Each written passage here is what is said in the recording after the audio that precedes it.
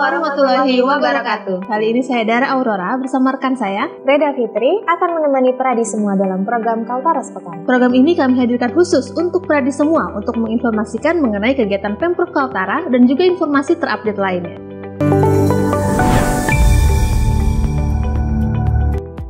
Berita pertama, Selasa lalu Gubernur Kaltara Dr. Haji Irianto Lamri meninjau pelebaran Jalan Bayangkara di Kota Tarakan. Anggaran yang dikucurkan Pemprov Kaltara untuk menangani jalan ini kurang lebih sebesar 8 miliar rupiah. Panjang ruas Jalan Bayangkara sendiri yang akan dilebarkan yaitu sepanjang 1,5 km. Lebar jalan saat ini hanya 7 meter, akan ditambah menjadi 10 meter hingga 11 meter. Selain itu juga akan dibuat drainase untuk mengamankan aliran air, utamanya saat musim hujan karena jika dibiarkan terus-menerus dikhawatirkan akan terkikis atau erosi.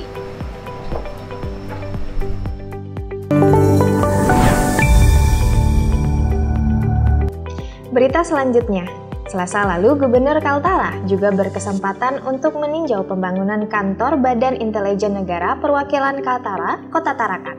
Pembangunan ini dibiayai oleh APBD Pemprov Kaltara tahun 2020. Nilai proyek pembangunan gedung ini mencapai 14,5 miliar rupiah. Progresnya sudah mencapai 78%, walaupun pembangunan fisiknya baru dimulai sejak bulan April yang lalu. Gedung ini didirikan di atas lahan 6.555 meter persegi, tiba dari Pemkov Tarakan. Luas bangunan mencapai 735 meter persegi, terdiri atas 3 lantai dan ditargetkan selesai paling lambat bulan Desember 2020. Untuk selanjutnya, Dinas PUPR Perkim Kaltara akan segera berkoordinasi dengan Badan Pengembangan Infrastruktur Wilayah untuk merelokasi aliran sungai kecil yang ada di samping kanan dan kiri gedung.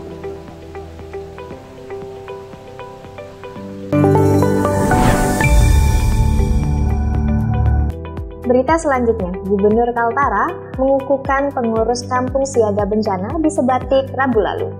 Di Pulau Sebatik, Kabupaten Nunukan, Gubernur Kaltara mengukuhkan pengurus Kampung Siaga Bencana Tanjung Sakti, Desa Tanjung Aru, Tanjung Harapan, Sungai Nyamuk, dan Bukit Aru Indah.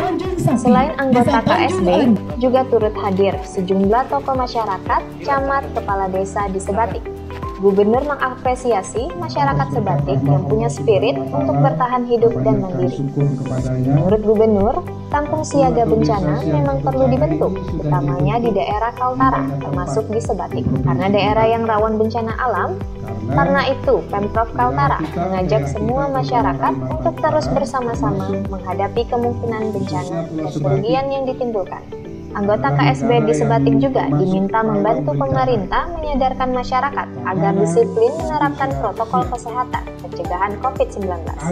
Pada kesempatan tersebut, Gubernur juga menyerahkan bantuan pembangunan rumah garam kepada 10 warga di Sebatik Timur, serta mewakili pemerintah pusat di daerah untuk menyerahkan bantuan beras kepada KPM Bansos Beras Program Keluarga Harapan di Tanjung Aru.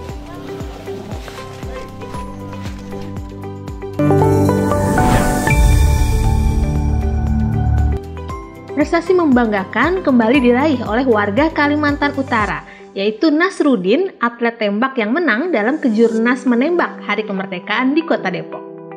Nasrudin berhasil meraih juara 2 dalam kategori Skidman dan mendapatkan medali perak.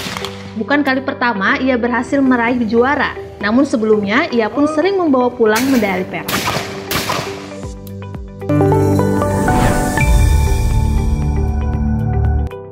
Masih muda namun menuai prestasi.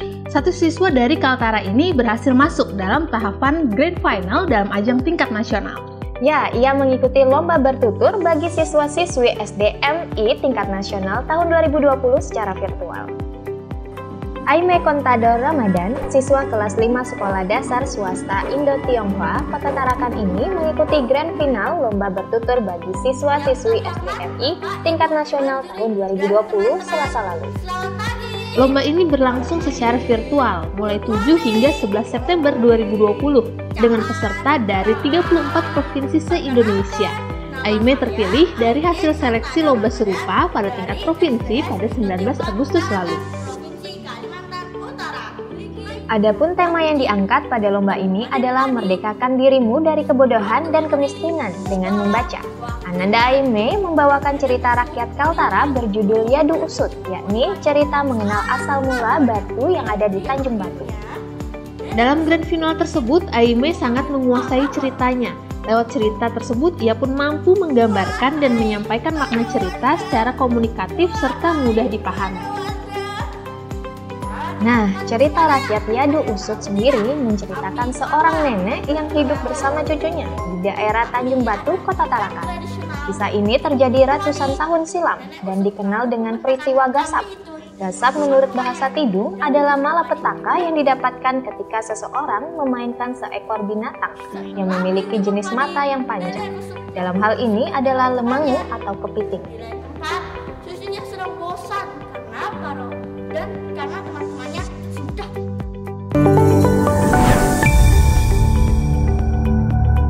Banyaknya waktu luang di rumah selama pandemi ini, banyak orang mengeksplorasi hobi baru, salah satunya itu merawat tanaman hias.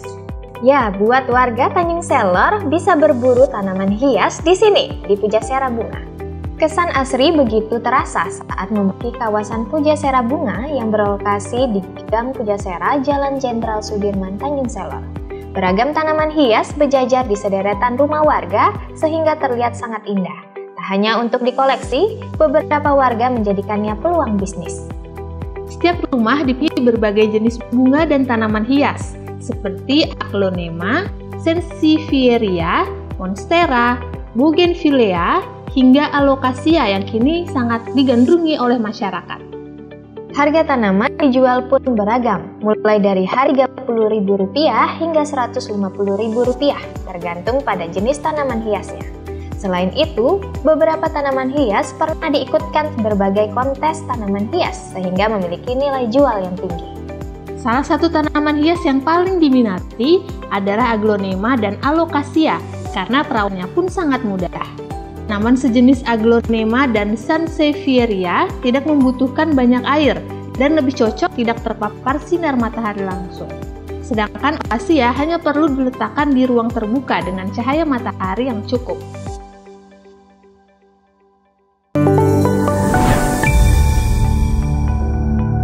Informasi tersebut sekaligus mengakhiri perjumpaan kita kali ini. Jangan lupa untuk terus saksikan Kaltara Sepekan setiap hari Sabtu di channel YouTube dan Instagram Humas Kaltara. Jangan lupa juga untuk di-subscribe dan komen akun media sosial Humas Kaltara.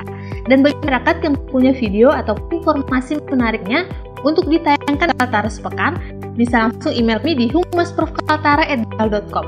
Akhir kata, saya Dara Aurora, rekan saya Reda Fitri mengucapkan terima kasih atas perhatian Anda. Sampai jumpa dan wassalamualaikum warahmatullahi wabarakatuh.